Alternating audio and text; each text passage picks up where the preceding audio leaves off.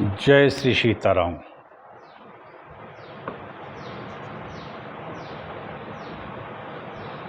प्रिय श्रद्धालु श्रोताजन,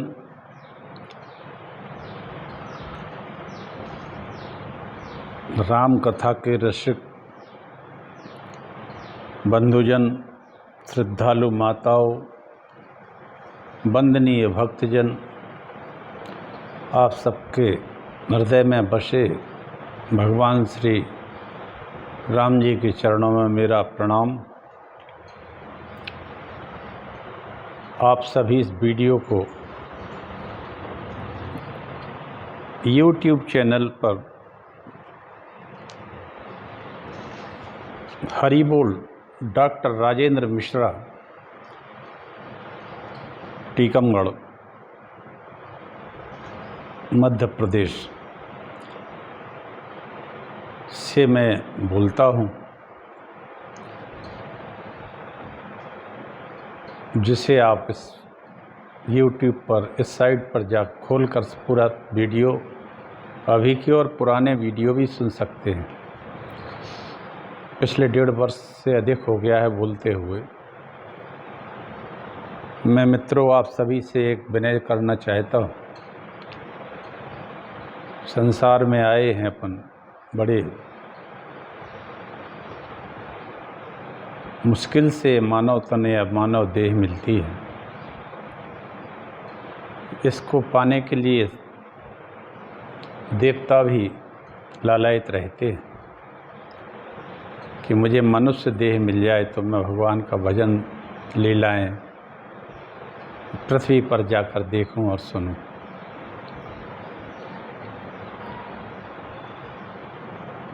मानव देह दुर्लभ है, इसलिए इसे स्वस्थ और सुंदर रखिए। जीवन में कभी मांस, मदिरा, गुटखा ना खाइए। इससे लीवर और शरीर के अन्य अंग जितने भी हैं वो सभी प्रभावित होते हैं और अकाल में ही मृत्यु को गोद में समा जाते हैं। इसमें भगवान की कृपा नहीं होती है, स्वयं की इंद्रियों का कारण होता है। क्योंकि मैं एक रिटायर्ड चिकित्सक हूँ, इसीलिए मुझे ऐसा लगा कि कह दें। आज लंका कांड की कथा चल रही है। रावण वध कल किया रघुनाथ जी ने। हमने रामचरितमानस और वाल्मीकि रामायण के द्वारा कहा। आज रावण के मरने पर मंदोदरी ने विलाप किया और मंदोदरी के साथ और भी उसकी जो पत्नियां थीं उन्होंने भी विलाप किया। रावण की अंत्येष्टि विभीषण ने की। आज यही कथा कहूँगा। मंगलाचरण करते हैं। आइए सब लोग चलें राम कथा में। मंगलवार का दिन है, आनंद है, सभी का मंगल हो। जय श्री राम।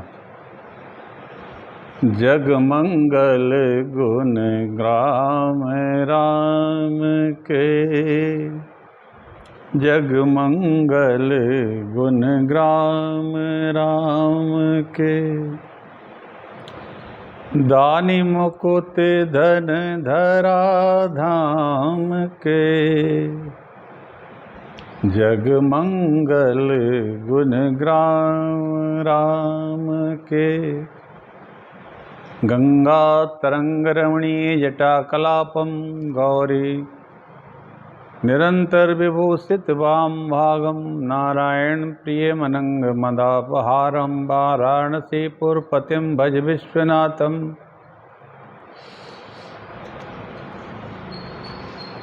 ओम सच्चिदानंद रूपाय विश्वोत्पत्त्यादि हेतवे तापत्रय विनाशाय श्रीकृष्णाय वयं नमः। सीताराम चरण रति मोरे, अनुदिन बढ़हि अनुग्रह तोरे। नीलाम्बुज श्यामलांग नीलाम्बुज श्यामल कोमलांगम सीता समारोपित वाम भागम पाणौ महासायक चारुचापम नमामि रामम रघुवंशनाथम।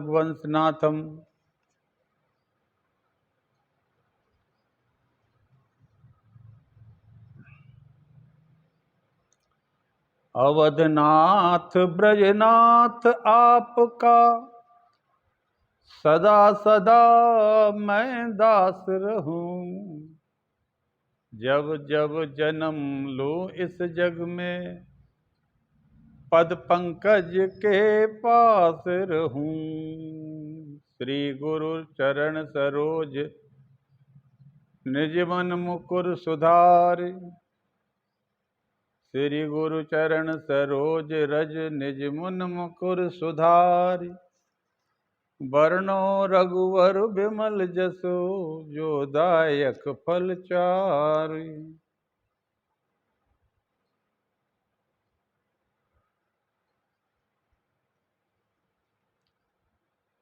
जय मीरा के गिरिधर नागर सूरदास के श्याम। हरसी के प्रभु साहे सवरिया तुलसी के श्री राम। सियावर रामचंद्र की जय। अखंड मंडलाकारं व्याप्तं येन चराचरं तत्पदं दर्शितमेन तस्मै श्री गुरुवे नमः। वक्रतुंड महाकाय कोटि सूर्य समप्रभं निर्विघ्नं कुरु सर्वकार्येषु यो सर्वदा।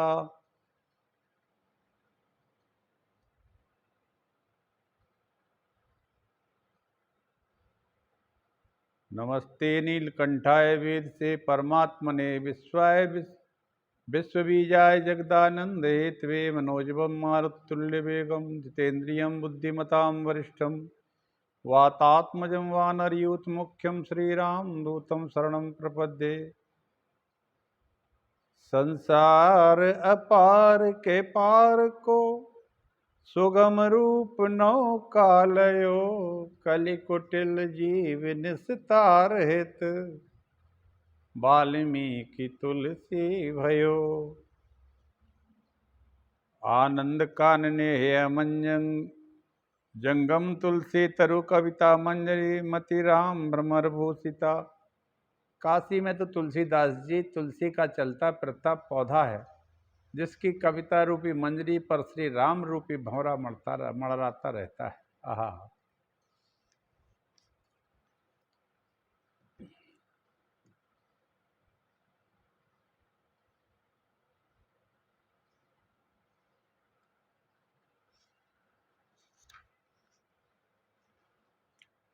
रावणं नेतं श्रुत्वा राघवेण महात्मना अंतापुराद विनस्पेतु राक्षसा शोक दर्शिता। महात्मा श्री रघुनाथ जी के द्वारा रावण के मारे जाने का समाचार शोक से व्याकुल हुई राक्षस पत्नियां यही कहें रावण की सब अंतःपुर से निकल पड़ी। वे उत्तर द्वार से निकली और धरती में लौटने लगी और उनका गुणगान करने लगी रावण का, जो देवताओं से असुरोभ्यो सुरोभ्यो पन्ने गभ्यो गेभ्यो अपि बात था भयम नोई विजातानि तस्सेदम मानुषाद भयम। हाय जो असुरों देवताओं नागों से भी भयभीत नहीं होना नहीं जानते थे, उन्हीं को आज मनुष्य ने यह भय प्राप्त हुआ। मनुष्य से यह भय प्राप्त हुआ जिन्हें देवता दानव राक्षस कभी नहीं मार सकते। वे आज एक पैदल मनुष्य हाथ के राम जी के हाथ से मारे जाकर रणभूमि में सो रहे। व्रत कामो भवेद भ्राता रामो मित्र कुलम भवेद वयम चा विधवा सर्वा सकामा नाचा शत्रुवा। सीता को लौटा देने पर आपके भाई विभीषण का भी मनोरथ सफल हो जाता। श्री राम हमारे मित्र पक्ष में आ जाते, हम सबको विधवा नहीं होना पड़ता और हमारे शत्रुओं की कामनाएं भी पूरी नहीं होती।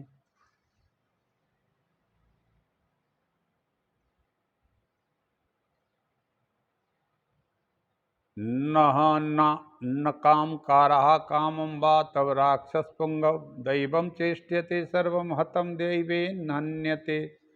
हे राक्षस शिरोमणि, आपका स्वेच्छाचार ही हमारे विनाश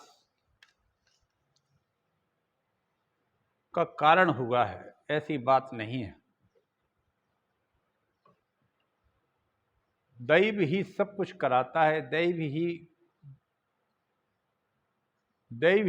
दैव का मारा हुआ ही मारा जाता है या मरता है। वानराणाम विनाशो अयम राक्षसाम च तैरणे तब चै महाबाहो दैव योगा दुपागता। महाबाहो, इस युद्ध में वानरों का, राक्षसों का और आपका भी विनाश देव योग से ही हुआ है। इस प्रकार राक्षस राज की सभी स्त्रियां दुखी होकर आंसू बहा रही थी। उस विलाप में राक्षसियों में जो रावण की ज्येष्ठ एवं प्यारी पत्नी मंदोदरी थी, वह भी अचिंत कर्मा भगवान राम के द्वारा मारे गए दशमुख रावण को देखा और पति को उस अवस्था में देखकर वह वहां अत्यंत विलाप करने लगी और बोली, न कुलेन न रूपेण न दक्षिणायन मैथिली मयाधिका वा तुल्या वा तत् मोहान बुद्ध से। मिथिलेश कुमारी सीता ना तो कुल में, ना रूप में और ना दाक्षिण्य आदि गुणों में मुझसे बढ़कर है। वे मेरे बराबर भी नहीं है, परंतु आप तो मोह बस इस बात की ओर ध्यान ही नहीं देते थे। हे प्राण वल्लभ, इसमें कोई संदेह नहीं कि समय आने पर कर्ता को उसके पाप कर्मों का फल अवश्य मिलता है। अवश्यमेव लभते फलम पापस्य कर्मणः भर्तः पर्यागते काले कर्ता नासत्य अन्य संशयः।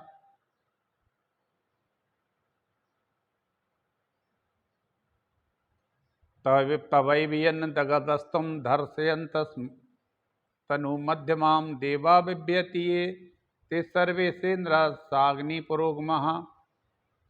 तनवंती सीता का अपहरण करते समय ही आप जलकर राख नहीं हो गए, यही बहुत बड़े आश्चर्य की बात है। आपकी जिस महिमा से इंद्र और अग्नि आदि संपूर्ण देवता डरते थे, उसी ने उस समय आपको दग्ध नहीं होने दिया।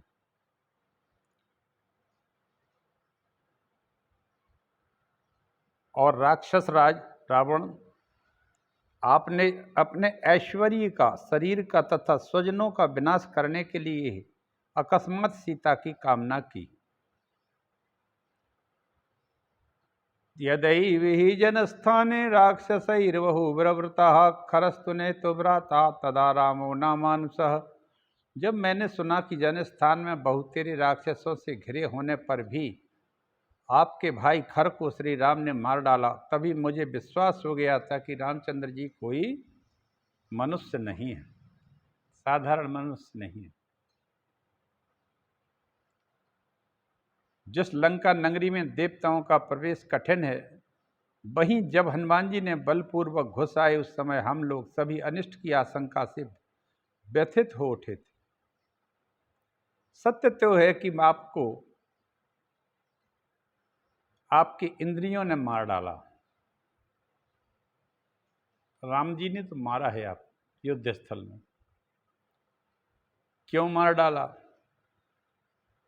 क्योंकि आप अपनी इंद्रियों के वशीभूत होकर, इंद्रियाणि पुरा जित्वा जितम त्रिभुवन यथा त्वया अस्मरद भीर्यो तद वैरमिंद्रियैरेव निर्जितः। नाथ, पहले आपने अपने इंद्रियों को जीतकर ही तीनों लोकों पर विजय पाई थी। आपने अपनी सभी जो 5 कर्मेंद्रियां हैं, 5 ज्ञानेंद्रियां हैं और एक मन है, जिसके आधार पर ये शरीर अपना स्वेच्छा का आचरण करता है, या ये कहें कि मर्यादित आचरण करता है। तो आपने मर्यादित आचरण किया था, तब आपने इंद्र तक को जीत लिया था और तीनों लोगों पर विजय पाई थी। आज ये इंद्रियों ने ही आपको परास्त कर दिया है, क्योंकि आज तुम इंद्रियों के द्वारा जीते गए एक कामातुर व्यक्ति हो, इसीलिए आपका ये विनाश हुआ।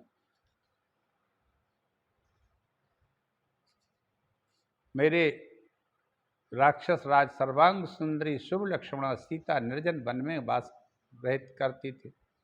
आप छल से उन्हें दुख में डालकर यहाँ हर लाए। यह आपके लिए बड़े ही कलंक की बात थी। दुर्मते भगवती सीता अरुंधति और रोहिणी से भी बढ़कर पतिव्रता है। वे वसुधा की भी वसुधा है और श्री की भी श्री है। अपने स्वामी के प्रति अनन्य अनुराग रखने वाली और सबकी पूजनीय तथा सीता देवी को तिरस्कार करके आपने बड़ा अनुचित कार्य किया।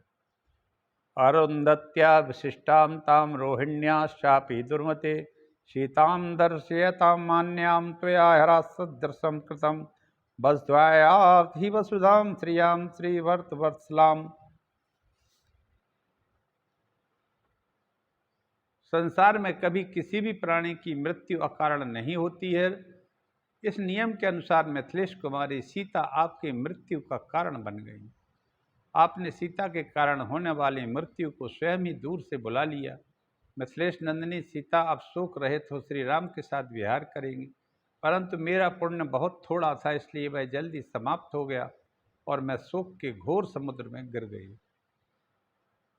मैं वही रानी मंदोदरी हूँ, किंतु आज दूसरी स्त्री के समान हो गई हूँ। राजलक्ष्मी को धिक्कार है ऐसी। हा राजन, आपका जो सुकुमार मुखमंडल सुंदर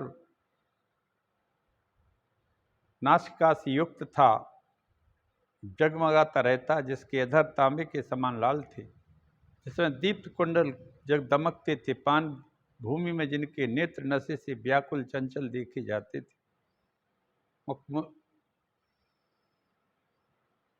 प्रभु वह श्री राम के सहायकों से विदीर्ण हो खून की धारा से रंग रहा गया है। इसकी मेदा मस्तक छिन्न भिन्न हो गए हैं और रथ की धूल से इसमें रुक्षता आ गई।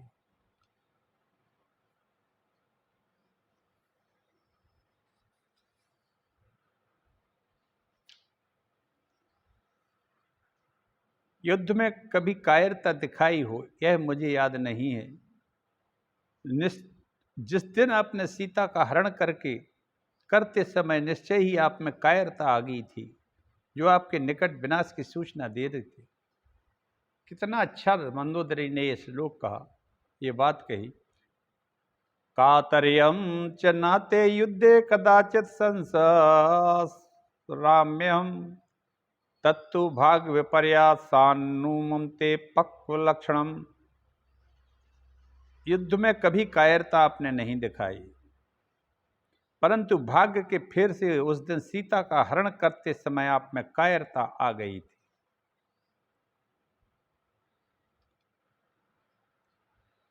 विभीषण जो मेरे देवर हैं, वो सत्यवादी भूत भविष्य के ज्ञाता हैं तथा वर्तमान को भी समझने में कुशल हैं। उन्होंने हर कर लाई हुई मिथिलेश कुमारी सीता को मन ही मन कुछ विचार किया और अंत में लंबी सांस छोड़कर कहा, अब प्रधान राक्षसों को विनाश का समय उपस्थित हो गया है। उनकी यह बात ठीक निकली। काम और क्रोध से उत्पन्न आपके आसक्ति विषयक दोष के कारण यह सारा ऐश्वर्य नष्ट हो गया। जड़मूल का नाश करने वाला यह महान अनर्थ प्राप्त हुआ। आज आपने समस्त राक्षस कुल को अनाथ कर दिया। इसी समय रामचंद्र जी ने विभीषण से कहा कि इन स्त्रियों को धैर्य बंधाओ, अपने भाई का दाह संस्कार करो। तो बुद्धिमान विभीषण ने कहा, रावण मेरा भाई था, लेकिन त्यक्त धर्म व्रतम क्रूरम नृशंस समनृतम तथा नाहम अर्हामि सत्संस्कृत परदाराभिमर्शनम। हे भगवान, जिसने धर्म और सदाचार का त्याग कर दिया हो, जो क्रूर निर्दयी असत्यवादी पराई स्त्री का स्पर्श करने वाला था, उसका दाह संस्करण में उचित समय नहीं समझ। मैं दाह संस्कार नहीं करना चाहता हूँ। सबके अंत अहित में संलग्न रहने वाला यह रावण भाई के रूप में मेरा शत्रु था। यह निशाचर भले, भगवान बोले, यह निशाचर भले ही अधर्मी और असत्यवादी रहा हो, परंतु संग्राम में सदा ही तेजस्वी और बलवान सूरवीर रहा। सुना जाता है कि इंद्र आदि देवताओं से भी यह कभी परास्त नहीं हो सका। समस्त लोकों को रुलाने वाला रावण बल पराक्रमण से संपन्न था, महामनस्वी था। मरणांतानि वैराणि निवृत्तं न प्रयोजनं क्रियताम संस्कारो ममापये तब तब तथा तब। बैर मरने तक ही रहता है, अंत हो जाता है, प्रयोजन भी सिद्ध हो चुका है। अतः जैसा यह तुम्हारा भाई है वैसा ही मेरा भी है, इसलिए इसका दाह संस्कार करो विभीषण। रावण तुम्हारी ओर से शीघ्र ही विधि पूर्व दाह संस्कार प्राप्त करने के योग्य। तब विभीषण ने राक्षस जाति ब्राह्मण को बुलाया। ब्राह्मण राक्षस जाति भी थे, इसमें ये भी आया है। यजुर्वेदी याजकों द्वारा अग्नियां प्रज्वलित हो उठी। सेविका पुरोहितगण लेकर उसको आगे आगे चल रहे थे। तदनंतर विभीषण ने चिता में विधि के अनुसार आग लगा दी और स्त्रियों को बारंबार सांत्वना देकर घर चलने की अनुनय विनय की। राक्षसियां सभी लंकापुरी में चली गई। श्री राम लक्ष्मण सुग्रीव समस्त सेना के साथ शत्रु का वध करके प्रसन्न हुए। तदनंतर इंद्र के दिए हुए धनुष बाण विशाल कवच को त्याग कर शत्रु का दमन कर देने के कारण रोष को छोड़कर शत्रु दमन श्री राम ने शांत भाव धारण कर लिया।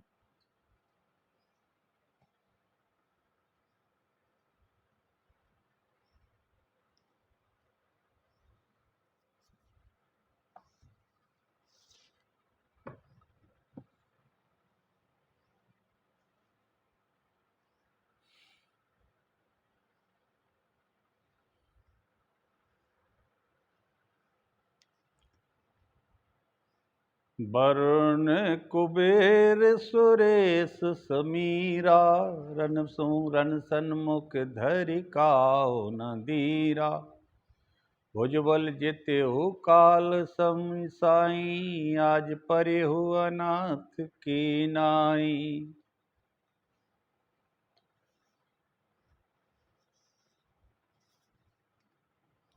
मंदोदरी आदि सब देई तिलांजलि ताई। भवन गई रघुपति गुण गण बरनत मन माही।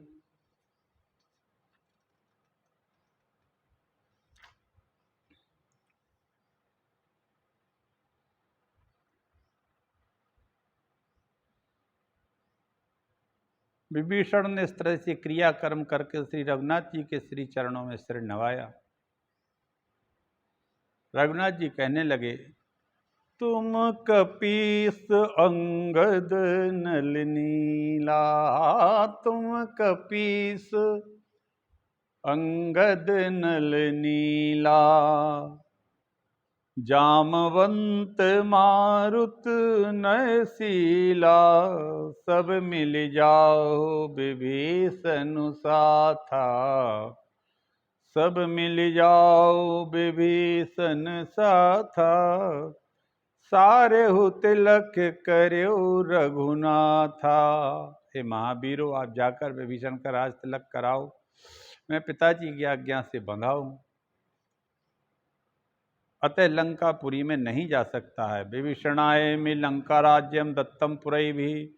इदानीमपि गत्वा तुम लंका मध्ये विभीषणम अवश्य अभिषेच विप्रैश्च मंत्रबद्ध पूर्वकम इत्युक्तो लक्ष्मणस्तूर्णम जगाम सहबान रही।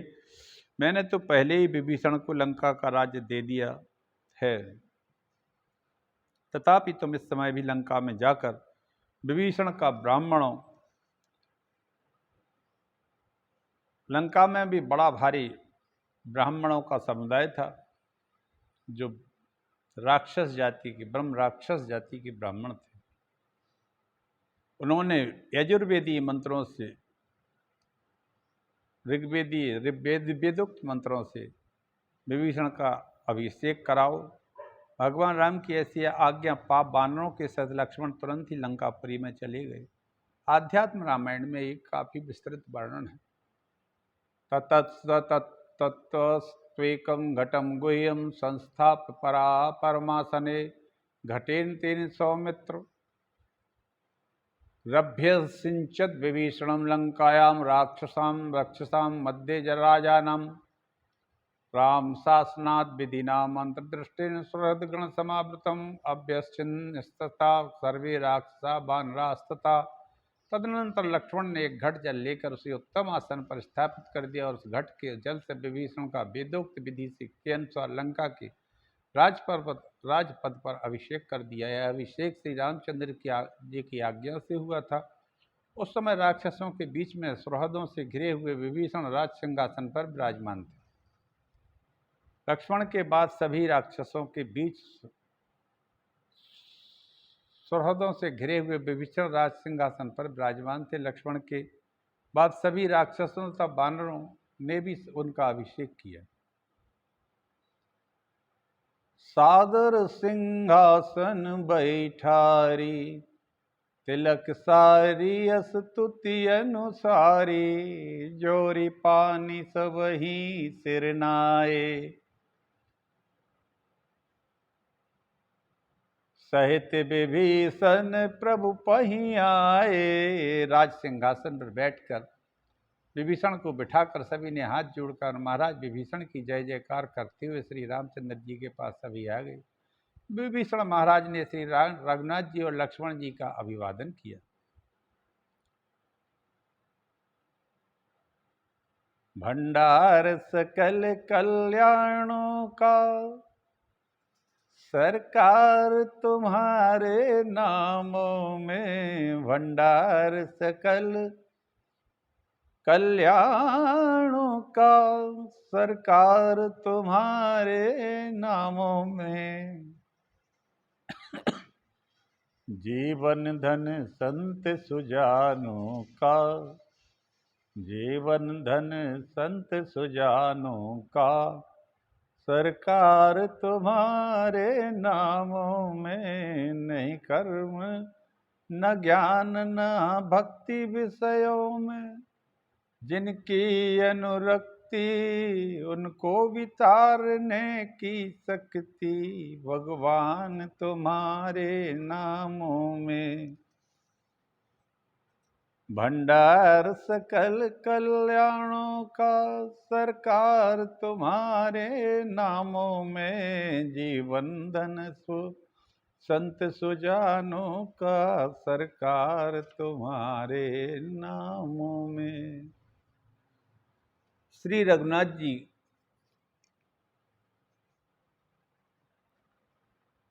रघुनाथ जी ने अमृत तुल्य वाणी से सभी वीर वानरों भालुओं से कहा कि मैंने आप सभी के सहयोग से रावण आदि को मारा है, विभीषण ने राज्य पाया है। इस कारण आप सभी का यह संसार में सदैव रहेगा। मेरे सहित आपकी सुख कीर्ति को जो प्राणी गाएंगे वह बिना श्रम के ही संसार सागर से पार हो जाएंगे। यह राम जी ने कहा। कहने का मतलब इस राम कथा को जो निरंतर पढ़ेगा या सुनेगा वो इस संसार सागर से पार हो जाएगा। ये सागर है।